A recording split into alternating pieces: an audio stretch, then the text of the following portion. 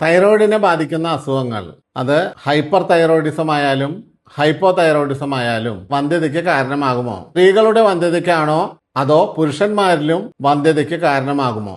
May 25 എല്ലാ വർഷവും world thyroid ദിനമായി ആചരിക്കുന്നതിന്റെ പ്രധാനപ്പെട്ട കാരണം ഈ തൈറോയിഡിനെ പറ്റിയുള്ള അവബോധം ജനങ്ങളിൽ കൃത്യമായി എത്തിക്കുക എന്നുള്ളതാണ്.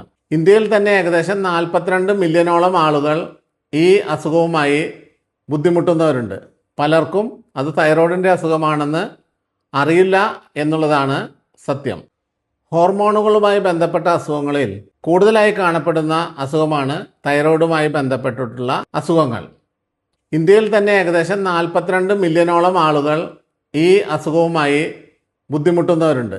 പലർക്കും അത് തൈറോയിഡിൻ്റെ അസുഖമാണെന്ന് അറിയില്ല എന്നുള്ളതാണ് സത്യം. എന്തൊക്കെയാണ് തൈറോയിഡുമായി ബന്ധപ്പെട്ട് നമ്മളിൽ കാണുന്ന ലക്ഷണങ്ങൾ? പ്രത്യേകിച്ച് കാരണമൊന്നുമില്ലാതെ തന്നെ അമിതമായ ക്ഷീണം, ശരീരത്തിന്റെ ഭാരം കൂടുകയോ ക്രമാതീതമായി കുറയുകയോ ചെയ്യുന്ന അവസ്ഥ, മുടി കൊഴിച്ചിലുണ്ടാവാം, സ്കിൻ ഡ്രൈ ആയി വരാം, മാനസികമായിട്ടുള്ള അവസ്ഥയിലുള്ള വ്യത്യാസങ്ങൾ, മൂഡ് ചേഞ്ചസ്, ആങ്സൈറ്റി, ഡിപ്രഷൻ, ചൂടിനോടും തണുപ്പിനോടുമുള്ള അമിതമായിട്ടുള്ള റെസ്പോൺസ്, കൂടാതെ കഴുത്തിൽ ചിലർക്ക് തടിച്ച് മുഴ പോലെ കാണപ്പെടാം.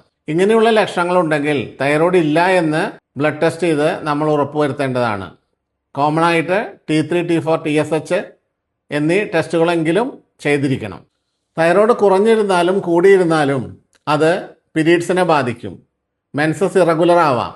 അതുപോലെ തന്നെ പുരുഷന്മാരുടെ കൗണ്ടിനെയും മോട്ടിലിറ്റിയെയും മോർഫോളജിയെയും അത് ബാധിക്കാം. സ്ത്രീകളിൽ ഹൈപ്പോ തൈറോയിഡിസം ഉണ്ടായാൽ പീരീഡ്സ് ഇറഗുലർ ആവാം, ഓവുലേഷൻ നടക്കാതിരിക്കാം, അത് എക്വാളിറ്റിയെ ബാധിക്കാം, ഗർഭിണിയാവാനുള്ള സാധ്യതയ്ക്ക് മങ്ങലേൽപ്പിക്കാം, മിസ്കാരേജ് ഉണ്ടാവാൻ, അബോർഷൻ ഉണ്ടാവാൻ അതൊരു കാരണമായി തീരുകയും ചെയ്യാം. ഹൈപ്പർ തൈറോയിഡിസം ഉണ്ടായാൽ തൈറോയിഡിൻ്റെ ഹോർമോണുകളുടെ അളവ് കൂടിയിരുന്നാലും ഈ പറഞ്ഞ ലക്ഷണങ്ങൾ തന്നെയാണ് ഉണ്ടാവുക. അത് പീരീഡ്സ് ഇറഗുലർ ആവാം, ഹോർമോണൽ ഇൻബാലൻസ് ഉണ്ടാക്കാം, പ്രഗ്നൻസി ചാൻസ് കുറയ്ക്കാം. പക്ഷെ പേടിക്കാനുള്ള കാര്യമൊന്നുമില്ല. TSH ഹോർമോണിന്റെ അളവ് 2.5 താഴെ നിർത്തുകയാണെങ്കിൽ പ്രഗ്നൻസി ആവാനുള്ള സാധ്യതകൾ വളരെ കൂടുതലാണ്. അതുപോലെ തന്നെ അയഡിൻ റിച്ച് ഫുഡ് കഴിക്കുന്നതും നല്ലതാണ്. പുരുഷ വന്ധ്യതയ്ക്കുള്ള ഏറ്റവും പ്രധാനപ്പെട്ട ഒരു കാരണം തൈറോയ്ഡ് ഹോർമോണുകളുടെ പ്രവർത്തന വൈകല്യങ്ങളാണ്. പലപ്പോഴും അത് അറിയപ്പെടാതെ പോന്നു എന്ന് മാത്രം. തൈറോയ്ഡ് ഹോർമോണിന്റെ കുറവ് ഉള്ളവരിൽ ടെസ്റ്റോസ്ട്രോൺ എന്ന ഹോർമോണിന്റെ അളവ് കുറയുന്നു, സെക്സിനോടുള്ള താല്പര്യം കുറയുന്നു, ബീജങ്ങളുടെ ചലനശേഷിയെയും ബീജങ്ങളുടെ മോർഫോളജി അഥവാ അതിന്റെ ഷേപ്പിനെയും സൈസിനെയും ബാധിക്കാം.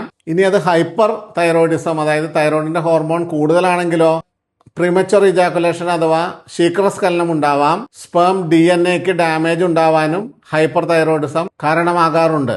ഫെർട്ടിലിറ്റിയുമായി ബന്ധപ്പെട്ട ചികിത്സ നടത്തുന്ന ദമ്പതികൾ T3, T4, TSH, anti-TPO തുടങ്ങിയ ടെസ്റ്റുകൾ തീർച്ചയായും ചെയ്യേണ്ടതാണ്. കൃത്യമായി മരുന്ന് കഴിക്കുകയാണെങ്കിൽ 3 മുതൽ 6 മാസത്തിനുള്ളിൽ തന്നെ ബീജത്തിന്റെ ക്വാളിറ്റിയും ക്വാണ്ടിറ്റിയും നമുക്ക് വർദ്ധിപ്പിക്കാൻ സാധിക്കുന്നതാണ്. ശരിയായ ചികിത്സ ശരിയായ സമയത്ത്.